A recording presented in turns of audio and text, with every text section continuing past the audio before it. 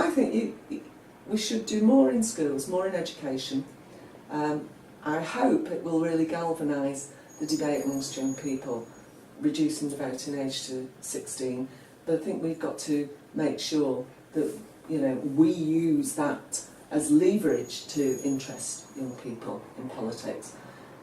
I also think politicians need to be very conscious of addressing the whole electorate. And I think there is a bit of a problem here, because it's older people who vote. A lot of policies are about the people who vote. And a lot of what we do as political parties, it's about finding the people who vote and encouraging them to go and vote. So everything's targeted at them. And that's a problem. That's where we've got to change as well.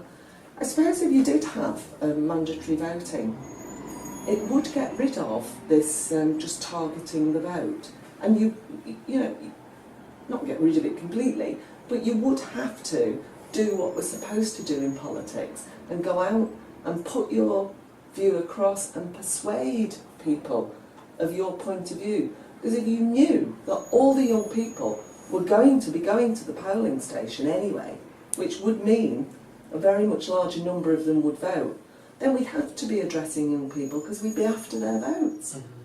So I think that kind of mandatory voting is a very interesting debate, but whether or not we have mandatory voting, we should be addressing young people's issues. I saw a quote the other day that said older people get stuff and young people get stuffed by politics. Mm-hmm. We've got to make sure that's not what is happening.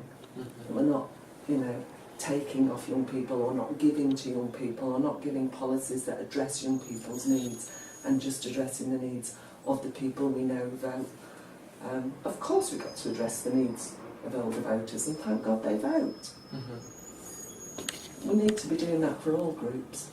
So, what do you think that politicians can really, even if, say, politicians go out and they engage with young people, do you think young people will be responsive in light of their disillusionment with Westminster politics and, say, the naming the scandals that have gone on in the past? How do you think young politicians can really regain their public confidence amongst young people? I think you've got to be accessible and available. I don't think there's any substitute for face-to-face engagement. And I think politicians have got to make much more effort to engage with young people. I met a young guy on the doorstep yesterday afternoon who will be 18 on the 6th of May. And he's really, really delighted. He said, "I'm on the register, aren't I?" I said, "Yes, you are, look here." So you will be able to vote on the 7th of May.